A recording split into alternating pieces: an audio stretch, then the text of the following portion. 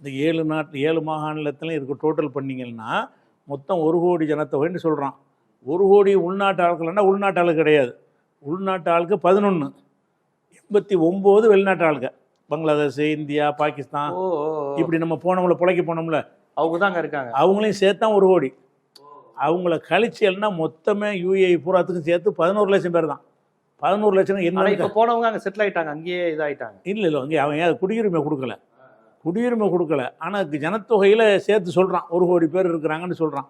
இந்த 1 கோடி பேரில் 89 லட்சம் பேருக்கும் அந்த நாட்டில் ஓட்டுரிமை கிடையாது, குடியுரிமை கிடையாது, சிட்டிசன்ஷிப்பு கிடையாது. அங்கே இருந்து வேலை செய்கிற காலம் வரைக்கும் வேலை செய்வோம். 5 வருஷம் விசாரணை, 5 வருஷம் வேலை செஞ்சுட்டு போயிட்டு வந்துக்கிட்டு இருக்கலாமே தவிர, சில பேருக்கு வந்து நிரந்தர விசான்னு இப்போ துபாயில் கொடுக்க ஆரம்பிச்சு, கோல்டன் விசான்னு கொடுக்குறாங்க இப்போதைக்கு. அது கூட விசா தான். விசாண்டு கொடுத்தாலே அவன் குடிமகன் இல்லைன்னு தானே அர்த்தம். ஆமாம், விசா பாஸ்போர்ட் கொடுக்க. எனக்கு இந்தியாவில் எதுக்கு விசா? பாஸ்போர்ட் கொடுத்தா தான் குடிமகன். பாஸ்போர்ட் யாரும் கொடுக்குறதில்ல. கோல்டன் விசான்னு சொல்லி எவ்வளோ நாளைக்கு தங்கிக்கிறலாம் அப்படின்னு சொல்லி இந்த அமிதாப் பச்சன், ஷாருக் கான் எல்லாத்துக்கும் கொடுத்துருக்காங்க.